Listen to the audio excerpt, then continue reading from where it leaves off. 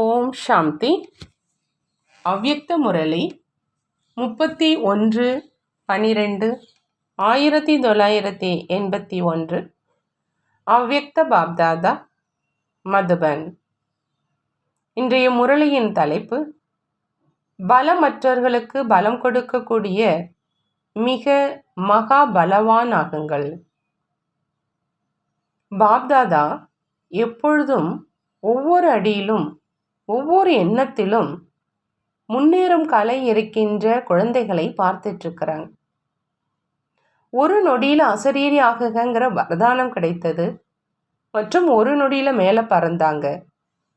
அசரீரி ஆகுது அப்படின்னா உயரே பறப்பது, உடல் உணர்வுல வருவது அப்படின்னா கூண்டு பறவையாக ஆவது.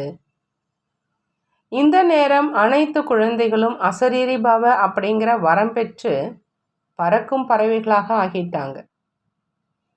இந்த கூட்டம் சுதந்திர ஆத்மாக்கள், அதாவது பறக்கும் பறவைகளுடைய கூட்டம்.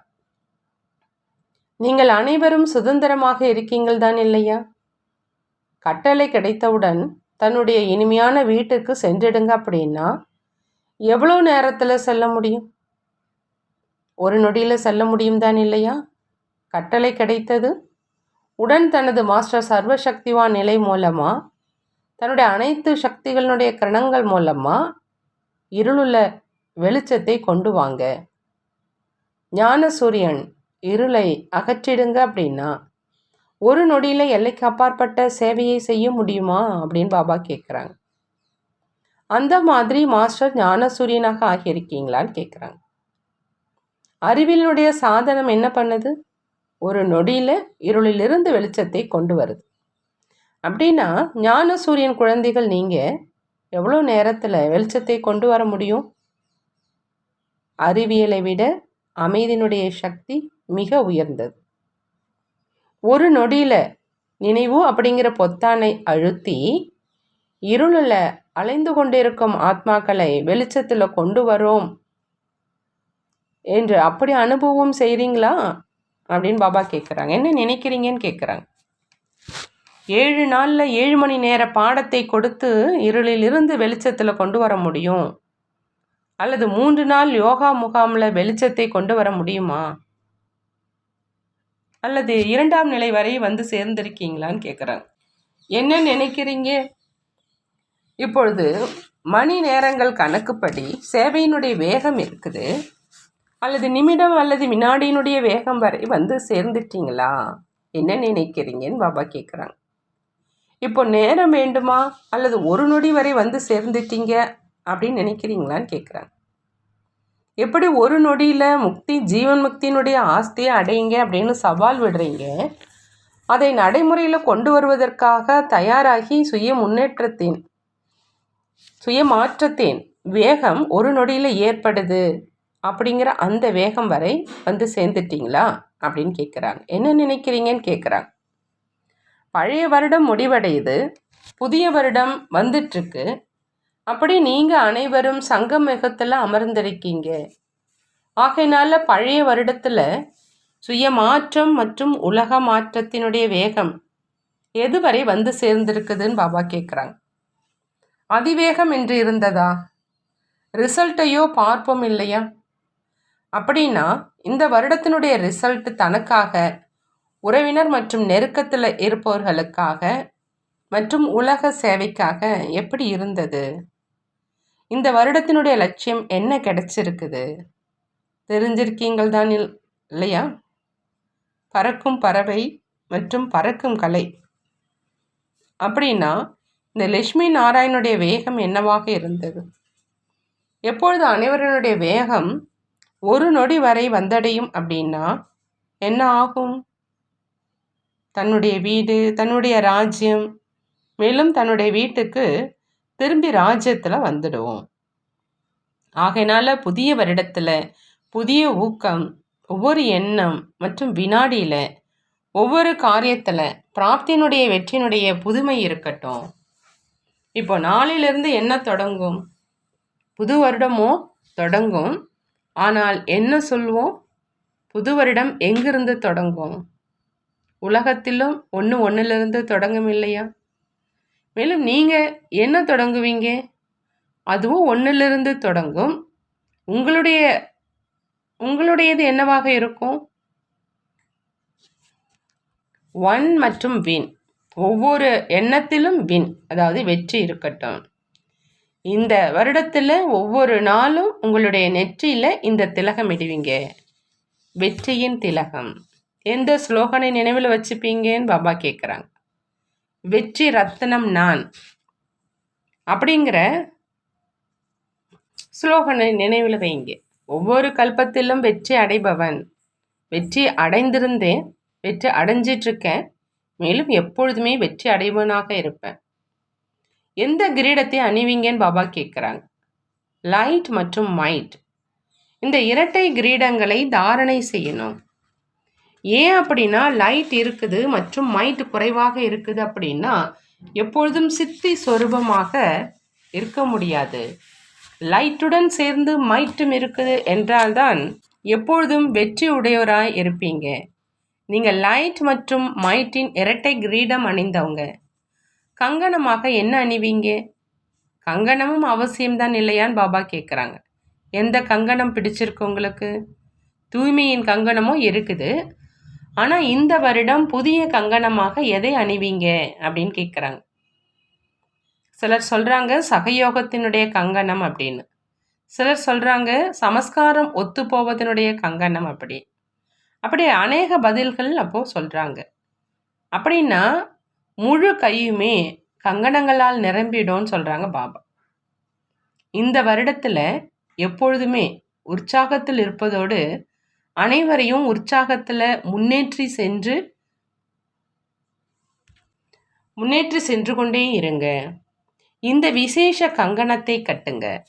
தன்னுடைய உற்சாகத்தையும் குறைக்காதீங்க, மற்றவங்களுடைய உற்சாகத்தையும் குறைய வைக்காதீங்க. இதுக்காக எப்பொழுதும் கங்கணத்தை உறுதியாக வைத்துக்கொள்வதற்காக மற்றும் இறுக்கமானதாக வைத்துக்கொள்வதற்காக ஒரு விஷயத்தை மட்டும் எப்பொழுதும் நினைவில் வைங்கிறாங்க பாபா. ஒவ்வொரு விஷயத்திலும் அது தனக்காக இருந்தாலும் சரி, மற்றவர்களுக்காக இருந்தாலும் சரி, முன்னேறி செல்வதற்கும் மற்றவர்களை முன்னேற்றுவதற்காகவும் வளைந்து கொடுப்பது தான் உண்மையான தங்கமாவதுங்கிறாங்க பாபா. நல்லது, கங்கணத்தையும் அணிஞ்சிட்டீங்க. இப்பொழுது விசேஷமாக சேவைக்கான லட்சியமாக என்ன வைப்பீங்கன்னு கேட்குறாங்க. எப்படி இன்றைய அரசாங்கங்கள் ஒவ்வொரு வருடத்திற்கான விசேஷ காரியங்கள் என்ன செய்யணும் அப்படிங்கிற திட்டங்களை உருவாக்குறாங்க. அந்த அரசாங்கமோ உடல் ஊனமுற்றவர்களுக்காக உருவாக்கினாங்க. நீங்கள் என்ன செய்வீங்கன்னு கேட்குறாங்க. எப்படி பலமற்றவர்களுக்கு பலம் கொடுப்பவரே அப்படின்னு தந்தையினுடைய மகிமையை பாடுறீங்க. எப்படி பலமற்ற ஆத்மாக்களை ஸ்தூலமாக அறிவியல் சாதனங்கள் மூலமாக பலம் நிரம்பியவராக ஆக்கிடுறாங்க. முடமானவருக்கு நடப்பதற்கான சக்தி கொடுத்துடுறாங்க. இதே விதமாக ஒவ்வொரு பலகீனத்துக்கும் சக்தியினுடைய சாதனம் கொடுத்துடுறாங்க. அதே மாதிரி நீங்கள் அனைவரும் பிராமண குடும்பத்தில் இருந்தாலும் சரி, உலகில் உள்ள ஒவ்வொரு ஆத்மாக்களுக்கு பலமற்றவர்களுக்கு பலம் கொடுக்கக்கூடிய மிக பலம் நிரம்பியவராக ஆகுங்க. எப்படி அவங்க ஏழ்மையை அகற்று அப்படிங்கிற கோஷம் இடுறாங்க, அதே போல் நீங்கள் பலமின்மையை அகற்றுங்க. தைரியம் மற்றும் உதவி இதை கருவியாகி தந்தையிடமிருந்து பெற்று கொடுங்க. அப்படி இந்த வருடத்துக்கான விசேஷ கோஷமாக என்ன இருக்குது அப்படின்னு பாபா கேட்குறாங்க. பலமின்மையை அகற்றுங்க. அப்போ தான் எப்பொழுதும் உற்சாகம் ஊட்டுகின்றதற்கான என்ன ஸ்லோகன் கிடைச்சிருக்குதோ அதை நடைமுறையில் கொண்டு வர முடியும். புது வருடத்தில் என்ன செய்ய வேண்டும் அப்படின்னு புரிந்ததான் பாபா கேட்குறாங்க. வெளிநாட்டினருக்கு புது வருடத்தினுடைய மகத்துவம் அதிகம் இருக்குது. அப்படி புது வருடத்தினுடைய மகத்துவம் இந்த மகா நிலை மூலம் எப்பொழுதும் இருக்கும். ஆகையினால இந்த புது வருடத்தில் அனைத்து மகா நிலை மூலமாக சித்தி வெற்றி சொரூபம் சித்தி அடையக்கூடிய அனைத்து காரியங்கள் சித்தி ஆகக்கூடிய அனைவருக்கும் சித்தி பிராப்தி செய்வதற்கான ஒரு நொடியினுடைய விதியை சொல்லுங்க. அந்த மாதிரி சித்தினுடைய வருடத்தை கொண்டாடுங்க.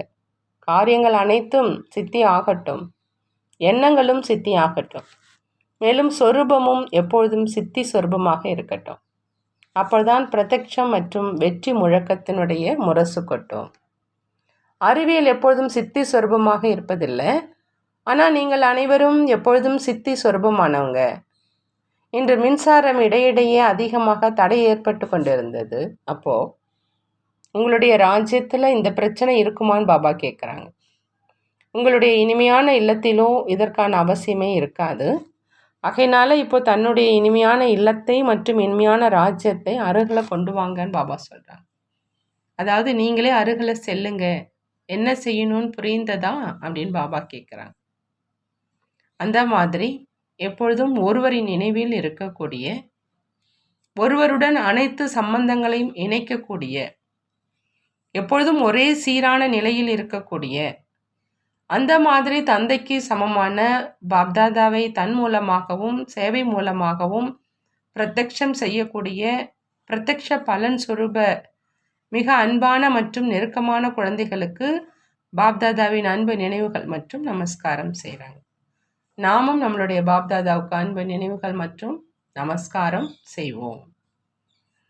வெளிநாட்டு குழந்தைகளோடு அவ்யக்த பாப்தாதாவினுடைய சந்திப்பு நைரோபி பார்ட்டியுடன் சந்திக்கிறாங்க. அனைத்து குழந்தைகளும் மிக அன்பான மற்றும் சகயோகி ஆத்மாக்கள். அந்த மாதிரி அனுபவம் செய்கிறீங்களா அப்படின்னு பாபா கேட்குறாங்க. யார் அன்பானவராக இருப்பாங்களோ அவங்க சகயோகி ஆகாமல் இருக்க முடியாது. பொதுவாக உலகத்தில் பார்த்தாலும் எங்கே அன்பு இருக்குதோ அங்கே உடல் மனம் பொருளால் இயல்பாகவே பலி ஆயிடுவாங்க. அதாவது சகயோகியாக ஆயிடுவாங்க. நீங்கள் அனைவரும் தந்தையினுடைய மிக அன்புக்கு உரியவங்க. ஆகையினால அனைத்து விதமான சகயோகி ஆத்மாக்களாகவும் இருக்கீங்க. பாப்தாதா மிக அன்பான மற்றும் சகயோகி குழந்தைகளை பார்த்து குஷி அடைகிறாங்க.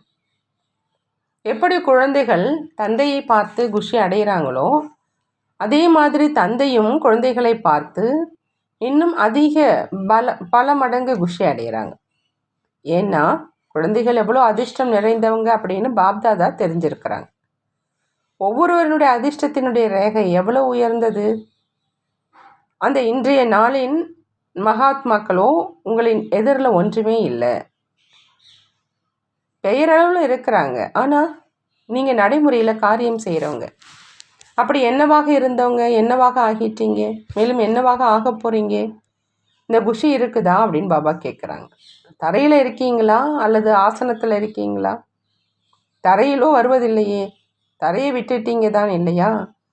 ஆகாய சிம்மாசனத்தை விட்டு வாங்க அப்படின்னு தந்தை அழைக்கிறீங்க. மேலும் தரையினுடைய ஆசனத்தை விட்டுடுங்க, இதயத்தினுடைய சிம்மாசனத்தை எடுத்துக்குங்க அப்படின்னு தந்தை சொல்கிறாங்க. அப்படி அனைவருமே இந்த சிம்மாசனத்தை அடைந்துட்டீங்களா? பிறகு திரும்பி தன்னுடைய தரையில் வந்து விடுவதில்லையேன்னு கேட்குறாங்க. தரையினுடைய கவர்ச்சி தன் பக்கம் இருக்குதான்னு கேட்குறாங்க. இருப்பதில்லை இல்லையா? ஏன்னா இந்த தரையினுடைய கவர்ச்சி என்னை எங்கே கொண்டு வந்து விட்டது என்று இந்த பூமியில் வாழ்ந்து பார்த்துட்டீங்க. நரகத்தின் பக்கம் கொண்டு சென்றது இல்லையா? மேலும் இப்பொழுது இதய சிம்மாசனத்தில் இருப்பவரிலிருந்து உலக ராஜ்ய சிம்மாசனதாரியாக ஆயிட்டீங்க. இந்த ஈர்ப்பு உங்களை சொர்க்கத்தின் பக்கம் அழைச்சி செல்லும். அப்படி ஒரு தடவையின் அனுபவி நிரந்தரமாக அறிவுள்ளவராக ஆயிட்டாங்க. உங்களுடைய பட்டமே ஞானம் நிறைந்தவர். ஞானம் நிறைந்தவர் ஒரு பொழுதும் ஏமாற்றத்தை அடைய முடியாது. நல்லது, நீங்கள் அனைவரும் எப்பொழுதும் திருப்தியாக இருப்பவர்கள்தான் இல்லையான்னு கேட்குறாங்க. தன்னை பற்றியோ அல்லது மற்றவர்களை பற்றியோ ஏதாவது புகார் இல்லையே. புகார் இருக்குது அப்படின்னா முழுமையானவராக இல்லை. தனக்காக யோகா செய்ய முடியலை, பற்றுதலை வென்றவர் ஆக முடியல, எப்படி இருக்க வேண்டுமோ அப்படி இல்லை அப்படிங்கிற புகார் இருக்குது. அப்படின்னா இது புகாராக ஆனது தான் இல்லையா அப்படின்னு கேட்குறாங்க. அனைத்து புகார்களையும் முடித்தாயிடுச்சு என்றால் முழுமையான சம்பூர்ணமானவர் ஆவது நல்லது. இதே குழந்தைகள் ஒவ்வொரு கல்பத்தின் அதிகாரிகள் அப்படின்னு பாப்தாதாவுக்கு குழந்தைகள் மேலே எப்பொழுதுமே பெருமிதம் இருக்குது. பாப்தாதா ஒவ்வொரு ரத்தினத்தினுடைய மதிப்பை தெரிஞ்சிருக்கிறாங்க. சில நேரம் குழந்தைகள் தன்னுடைய மதிப்பை குறைவாக தெரிஞ்சுக்கிறாங்க. தந்தையும் நல்ல முறையில் தெரிஞ்சுக்கிறாங்க. எப்படிப்பட்ட குழந்தையாக இருந்தாலும் தன்னை கடைசி எண்ணில் இருப்பவராக நினைத்தாலும் மகான்தான். ஏன்னா கோடியில் சிலரிலும் சிலரானவங்க. அப்படி கோடிகளில் இருந்து அந்த ஒருவர் கூட மகான் ஆனார் இல்லையா? ஆகையினால எப்பொழுதும் தன்னுடைய மகா நிலையை தெரிஞ்சுக்கிங்க. இதன் மூலம் மகான் ஆத்மா ஆகி பிறகு தேவதை ஆயிடுவீங்க. ஐரோப்பியை சேர்ந்தவங்க எந்த அளவு வளர்ச்சி செஞ்சு இங்கே வந்து சேர்ந்திருக்கீங்க? ஐரோப்பியில் அமர்ந்திருக்கீங்களா அல்லது சக்கரவர்த்திகளா? யார் அவரை தானே பறக்க முடியாதவரோ அவங்களுக்கு பலம் கொடுத்து பறக்க வைப்பவர் தான் இல்லையா அப்படின்னு பாபா கேட்குறாங்க. நைரோபியனுடைய விஷயமே முழு குடும்பமும் சிறு வயதினிலிருந்து பெரியவர்கள் வரை பரிவர்த்தனை ஆயிட்டாங்க என்பதுதான். ஏன்னா குஜராத்தினுடைய அஸ்திவாரம் ஆப்பிரிக்காவிலும் யாருடைய பாக்கியம் திறந்தது? ஆப்பிரிக்காவில் வசிக்கும் பாரதவாசிகள் பாக்கியம் நிறைந்தவங்க ஆனாங்க. அறிமுகத்தின் சிறிதளவு தண்ணீர் படுறதுனால விதை முளைக்க தொடங்குது. இந்த நேரம் செய்யும் விசேஷ சேவையாக எது ஒவ்வொருவருக்கும் அவசியமாக இருக்குதோ அதை பகுத்தறிங்க. மேலும் பகுத்தறிந்த பிறகு பிராப்தி சொரூபம் ஆகி பிராப்தியை பிறருக்கு செய்வீங்க. பகுத்தறியும் சக்தியின் மூலம்தான் சேவையினுடைய வெற்றி ஏற்பட முடியுங்கிறாங்க பாபா. நல்லது. லண்டன் பார்ட்டியோடு அவ்யக்த பாப்தாதா சந்திக்கிறாங்க. லண்டன் வாசிகள் தான் சேவைக்கு அஸ்திவாரம் போட்டவங்க. லண்டன் சேவையின் முக்கிய ஸ்தானம் அனைவருடைய பார்வை லண்டனின் மேல் இருக்குது. லண்டனில் இருந்து என்ன டைரக்ஷன் கிடைக்குது? அப்படி முக்கிய சேவையினுடைய சேவை ஸ்தானமாக லண்டன் ஆயிடுச்சே இல்லையா? அப்படி லண்டன் நிவாசிகள் விசேஷ சேவாதாரிகள். பிராமண வாழ்க்கையினுடைய தொழிலே சேவை. அந்த மாதிரி இந்த சேவையிலேயே எப்பொழுதும் பிஸியாக இருக்கீங்களான்னு கேட்குறாங்க. பாருங்க, வியாபாரியினுடைய புத்தியில் இரவில் கனவுல கூட என்ன வரும்? அவருடைய வியாபாரம் என்னவோ அது வரும். இரவில் கனவில் வாடிக்கையாளர்கள் மற்றும் பொருட்கள் தான் தென்படும். அப்படி கூட உங்களுடைய கனவுல என்ன வரும்? ஆத்மாக்களை அனைத்தும் நிறைந்தவர்களாக ஆக்கி கொண்டிருக்கிறோம். கனவிலும் சேவை, எழுந்தாலும் சேவை, சென்றாலும் வந்தாலும் சேவை. இந்த சேவையின் ஆதாரத்தில் தான் எப்பொழுதும் முழுமையான நிரம்பியவர், மேலும் மற்றவர்களையும் நிரந்தரமாக நிரம்பியவராக ஆக்க முடியும். நீங்கள் ஒவ்வொருவரும் விலை மதிக்க முடியாத ரத்தனங்கள். ஒரு பக்கம் லண்டனுடைய ராஜ்ய பாக்கியத்தை வைக்கிறோம், இன்னொரு பக்கம் உங்களை வைக்கிறோம். அப்படின்னா உங்களுடைய பாக்கியம் அதிகமானது. ஏன் அப்படின்னா அவங்களுடைய ராஜ்யமும் மண்ணுக்கு சமமாக ஆயிடும். நீங்கள் எப்பொழுதுமே மிக மதிப்புள்ளவராக இருக்கீங்க. எப்பொழுதும் தந்தையினுடைய விலை மதிக்க முடியாத ரத்தனம் நீங்கள். பாப்தாதா ஒவ்வொரு ரத்தனத்தின் விசேஷத்தினுடைய மாலையை ஜபிக்கிறாங்க. அப்படின்னா எப்பொழுதும் தன்னை அந்த மாதிரி விசேஷ ஆத்மான்னு புரிஞ்சு ஒவ்வொரு அடியும் எடுத்து வைத்து கொண்டே இருங்க. இப்போ அனைத்து விதமான சுமைகளும் முடிஞ்சிருச்சு இல்லையா? இப்பொழுது கூண்டு கிளியிலிருந்து பறக்கும் பறவையாக ஆயிட்டீங்க. மணி கட்டி இருக்கும் பறக்கக்கூடிய கிளி ஆயிட்டீங்க. கூண்டு கிளியாக அல்ல. பாப்தாதாவினுடைய பாடலை பாடுபவர்களாக ஆகிட்டீங்க. லண்டனில் இருக்கிறவங்களுக்கு, இந்தி தெரிந்தவங்களுக்கு முதல் வாய்ப்பு கிடைச்சிருக்குது. இருந்தாலும் நேரடியாக முரளி கேட்குறவங்க அதிர்ஷ்டசாலி. மொழிபெயர்ப்பையோ செய்ய வேண்டியது இருக்காது. இதைத்தான் தட்டிலிருந்து வாயில் என்று சொல்வது. மொழிபெயர்ப்பு ஆகும் நேரத்தில் கொஞ்சம் உணவு காய்ந்திடும் இல்லையா? அப்படி உங்களுக்கு உங்களுடையது, அவர்களுடைய பாக்கியம் அவர்களுடையது. ஆகையினால வெளிநாட்டினர்களுக்குத்தான் மகிமை இருக்குது என்று ஒருபொழுதும் நினைக்காதீங்க. உங்கள் அனைவருடைய கூட்டத்தை பார்த்து இந்த ஆத்மாக்களும் பிரபாவம் அடைஞ்சிருக்கிறாங்க. நீங்கள் அனைவரும் இதற்கு பொறுப்பானவங்க.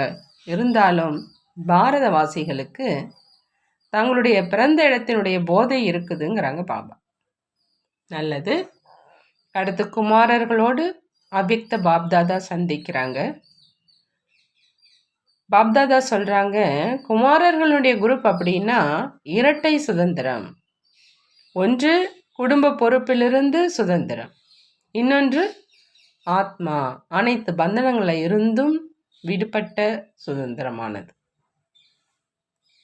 இப்போ மாயாவினுடைய பந்தனம் மற்றும் குடும்ப பந்தனத்தில் இருந்தும் சுதந்திரம்.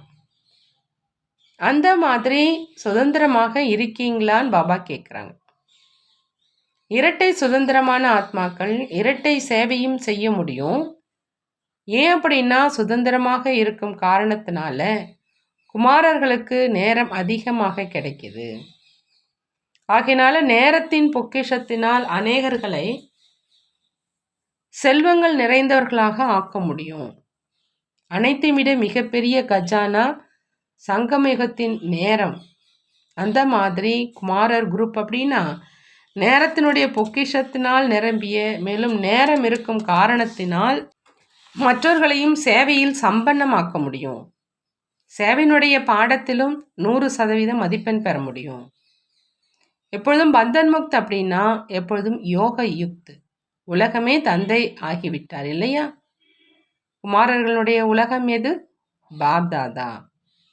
மற்றவர்களுடைய உலகிலோ எல்லை இருக்குது. ஆனால் உங்களுக்கு ஒரே ஒரு எல்லைக்கு அப்பாற்பட்ட சமஸ்காரம். அப்படி சகஜ யோகியாகவும் இருக்கீங்க. ஏன் அப்படின்னா உலகத்தில்தான் புத்தி செல்லும் இல்லையா? உலகமே தந்தை அப்படின்னா புத்தி தந்தையிடம்தான் செல்லும். அப்படி குமாரர்களுக்கு சகயோகி ஆவதற்கான லிஃப்ட் இருக்குது. அப்படி அசாந்த ஆத்மாக்களுக்கு சாந்தி கொடுப்பது, அலைந்து கொண்டிருக்கும் ஆத்மாக்களுக்கு புகலிடம் கொடுப்பது, அப்படிங்கிற இந்த மாதிரி மிகப்பெரிய புண்ணியத்தை செஞ்சுக்கிட்டே இருங்க.